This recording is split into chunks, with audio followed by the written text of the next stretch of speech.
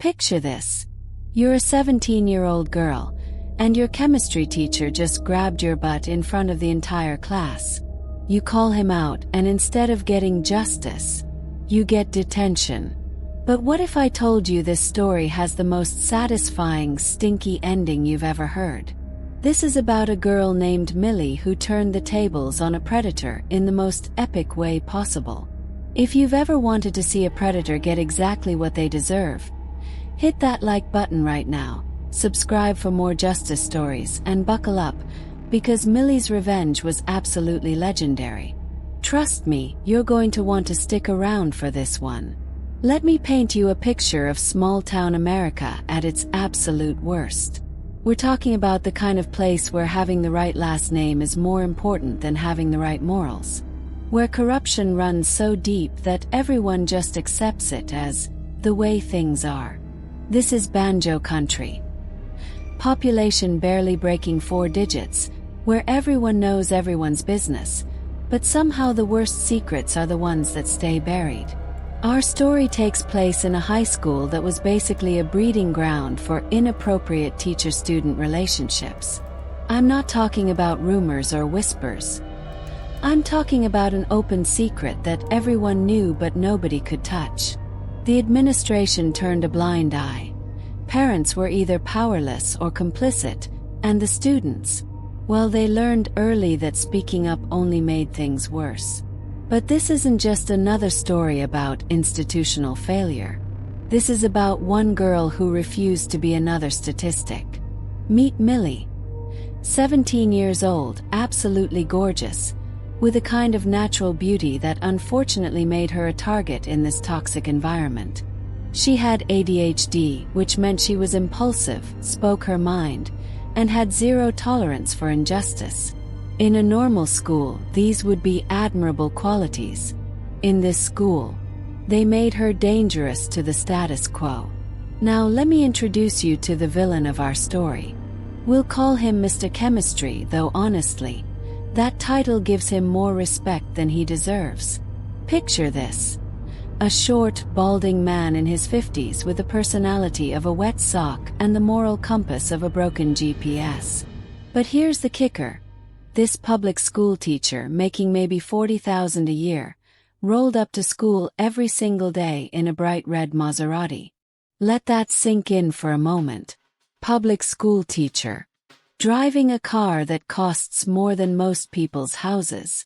In a town where the average family struggled to put food on the table, this man was flaunting wealth that could only come from, well, let's just say his family had connections.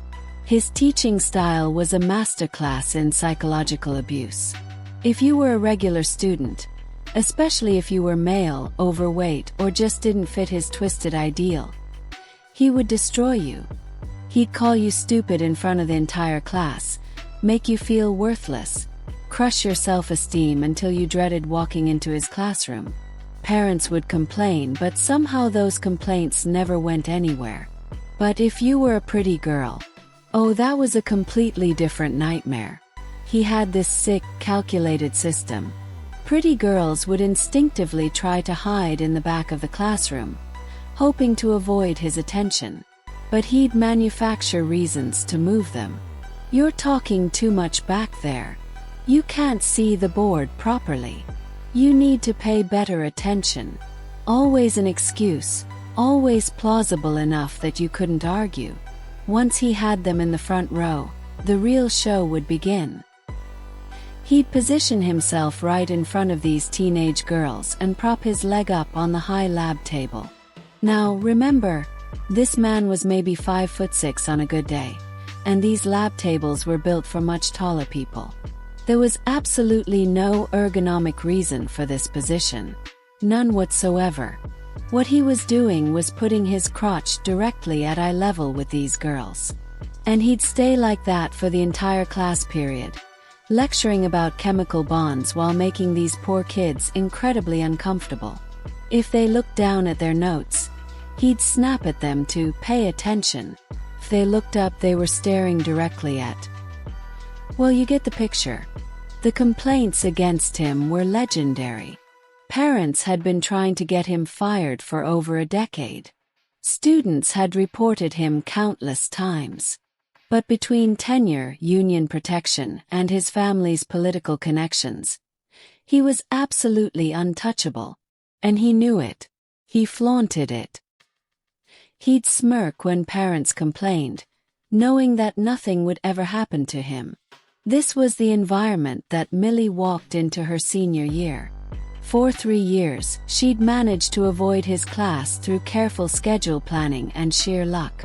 But senior year chemistry was mandatory for her college track, and there was only one teacher.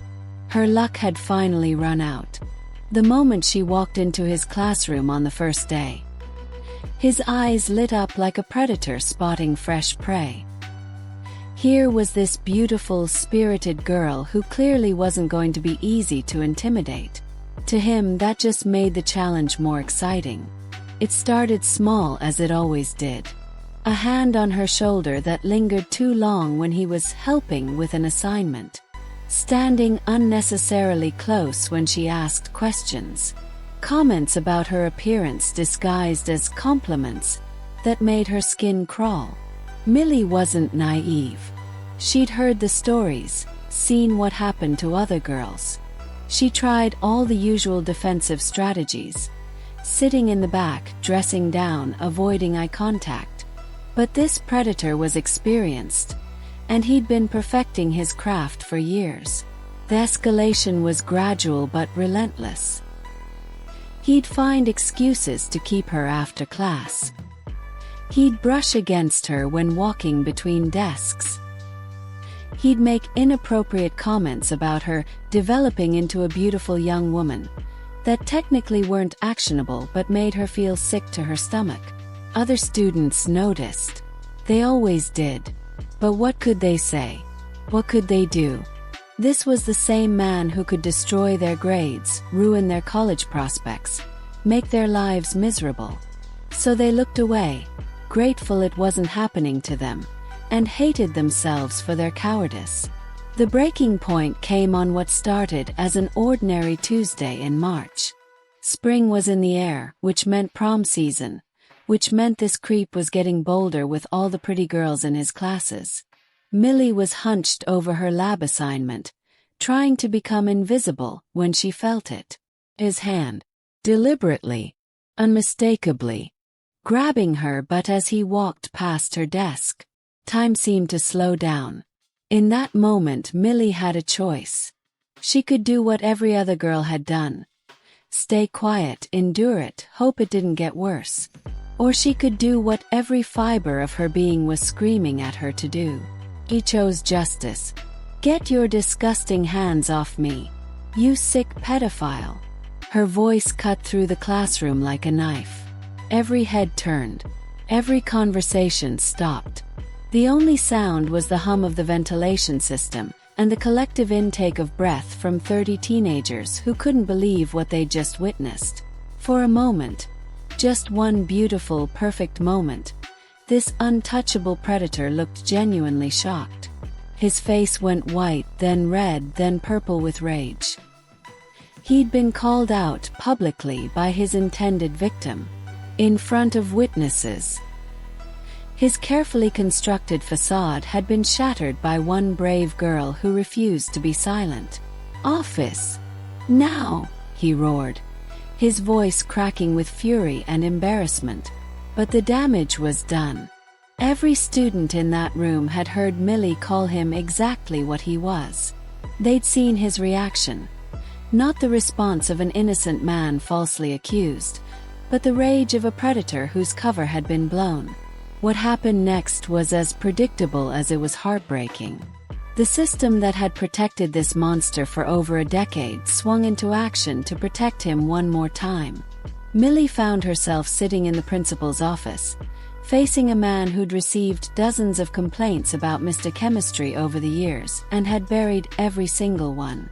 The principal didn't want to hear about harassment or inappropriate touching. He wanted to talk about disrespectful language and disrupting the learning environment. The write-up was brutal.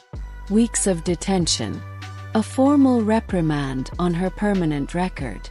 A mandatory meeting with her parents that would determine whether she'd be suspended or expelled. And Mr. Chemistry. He got a private conversation behind closed doors and was back in his classroom the next day, smirking like nothing had happened.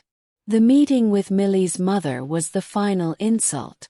Her mom, already 3 drinks deep by 2 p.m., was more angry about being pulled away from her afternoon vodka than about her daughter being sexually harassed by a teacher. She screamed at Millie for causing trouble and embarrassing the family, and grounded her for a month. That night, Millie sat in her bedroom, staring at the ceiling, feeling more alone than she'd ever felt in her life. She'd done everything right. She'd stood up for herself and every other girl who'd suffered in silence. And she was the one being punished.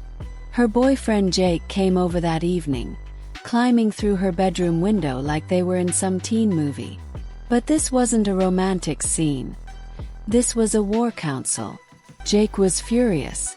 He was a big guy, played football, had that teenage boy mentality that every problem could be solved with violence. "I'm going to kill him," he kept saying. "I'm going to beat him into the ground." But Millie stopped him. Even through her pain and anger, she was thinking strategically. "Stay out of it," she said, her voice quiet but determined. "If you touch him, you'll go to jail, and he'll still be here harassing other girls. I've got a better plan." "What kind of plan?" Jake asked. Millie's eyes had a gleam in them that he'd never seen before. It was the look of someone who'd been pushed too far and was ready to push back. The kind that he'll never see coming. For the next several weeks, Millie became a different person. She served her detention without complaint. She kept her head down in chemistry class, enduring his smug looks and whispered comments about girls who don't know their place. She let everyone think she'd been broken by the system. But she was watching, learning, planning. She studied his routine like a detective building a case. She knew what time he arrived at school, what time he left, where he parked his precious Maserati. She knew he lived alone in a house on Maple Street, that he was obsessively proud of his car, that he washed and waxed it every Saturday morning like it was a religious ritual. Spring arrived, and with it, senior prank season. The perfect cover for what she had in mind. Late one night in April, when the small town was fast asleep and most people still left their doors unlocked because nothing ever happens here, Millie made her move. She'd been planning this for weeks, gathering intelligence, waiting for the perfect opportunity. She knew exactly where he lived. In a town of 3,000 people, everyone knew where everyone lived. His house was a modest ranch-style home that looked completely ordinary except for the gleaming red Maserati in the driveway. Even in the darkness, that car seemed to glow with arrogance. Millie approached the vehicle like a ninja, dressed all in black, her heart pounding but her resolve absolute. The car was locked, of course. He was paranoid about his precious baby. But Millie had come prepared. To this day, nobody knows how a 17-year-old girl from a small town got her hands on a slim Jim, one of those thin metal tools that professional locksmiths and car thieves use to pop door locks. Maybe she ordered it online. Maybe she knew someone in the automotive business. Maybe she was just more resourceful than anyone gave her credit for. What matters is that she had it, and she knew how to use it. With the precision of a master thief, she slipped the slim Jim between the window and the weather stripping, feeling for the lock mechanism. It took her several tense minutes where any neighbor could have looked out their window. Any insomniac could have spotted her. Any late-night dog walker could have ruined everything. But luck was on her side. The lock popped with a soft click that sounded like thunder in the quiet night. Millie opened the door and was immediately hit with the smell of expensive leather and that new car scent that he probably paid extra to maintain. This car was his pride and joy, his symbol of power and untouchability. It represented everything wrong with the system that had failed her and every other girl he'd victimized. But she wasn't there to steal anything. She was there to leave a gift. From her backpack, she carefully extracted her present. A very dead, very decomposed, very aromatic skunk that she'd found on a back road several days earlier. The smell was already overwhelming, even through the plastic bag she'd wrapped it in. With surgical precision, she placed the rotting carcass directly on his pristine leather driver's seat. The symbolism was perfect. A dead, stinking animal for a dead, stinking excuse for a human being. She closed the door gently, wiped down any surfaces she might have touched, and disappeared into the night like a ghost. The next morning, the entire school was buzzing with rumors before first period even started. Someone had seen Mr. Chemistry in the parking lot, standing next to his Maserati with the door open, looking like he was about to vomit. The smell was so bad that students walking past could smell it from 50 feet away. Everyone knew it was Millie. There wasn't a doubt in anyone's mind. But knowing and proving are two very different things. And Millie had been very, very careful. When questioned by the principal, she had the perfect alibi. Jake swore she'd been with him all night, studying for their upcoming calculus exam. Her mother, despite being drunk most of the time, confirmed that Millie had been home and grounded. There wasn't a shred of physical evidence linking her to the crime. But the beautiful thing was, she didn't need to hide her satisfaction. When other students asked if she'd done it, she'd just smile and say, "I have no idea what you're talking about." The smile said everything. For the remaining 6 weeks of the school year, Mr. Chemistry drove around town in his Maserati reeking of death and decay. He tried everything: professional detailing, steam cleaning, ozone treatments, even replacing the entire interior. Nothing worked. The smell had penetrated every surface, every fiber, every molecule of that car. He couldn't afford to replace it. Despite his family connections, a Maserati was still a massive financial investment. He couldn't take public transportation in a town that barely had bus service. He was trapped, forced to endure the stench of his own karma every single day. But here's the most beautiful part of this story. The students didn't mind the smell at all. To them, it didn't smell like rotting skunk. Smelled like justice. Smelled like victory. It smelled like a predator finally getting exactly what he deserved. Every day, watching this arrogant monster walk into school reeking of decay, seeing his humiliation, knowing that for once in his miserable life he couldn't escape the consequences of his actions. It was pure poetry. The man who had made so many girls feel powerless was now completely powerless against the stench of his own evil. Other teachers started avoiding him. Students would snicker when he walked by. Even the administration, who had protected him for so long, seemed embarrassed to be associated with him. His untouchable status had evaporated along with his dignity. The final week of school, during graduation practice, Mr. Chemistry had to sit in the front row with the other faculty members. The smell was so overwhelming that they had to open all the doors and windows in the gymnasium. Parents in the audience were covering their noses and whispering about that teacher who smells like roadkill. Millie, sitting with her fellow graduates, watched this pathetic man squirm in his seat and felt a satisfaction deeper than any grade or award could provide. She'd done what the system couldn't or wouldn't do. She'd held a predator accountable. She'd shown every other girl in that school that they didn't have to be victims. Sometimes the system fails us completely. Sometimes the people in power protect the wrong people for all the wrong reasons. Sometimes justice seems impossible, and speaking up only makes things worse. But sometimes, just sometimes, justice finds a way. And sometimes it comes in the form of a brave teenage girl who refuses to be silenced and a very dead skunk. This story isn't just about revenge. It's about standing up for what's right, even when the whole world seems to be against you. It's about the power of one person to make a difference, to send a message, to show that predators aren't as untouchable as they think they are. If this story of perfect justice gave you chills and made you want to cheer for Millie, smash that like button and let me know in the comments. What's the most satisfying revenge you've ever witnessed? Have you ever had to stand up to someone in power who thought they were untouchable? And don't forget to subscribe because trust me, we've got plenty more stories where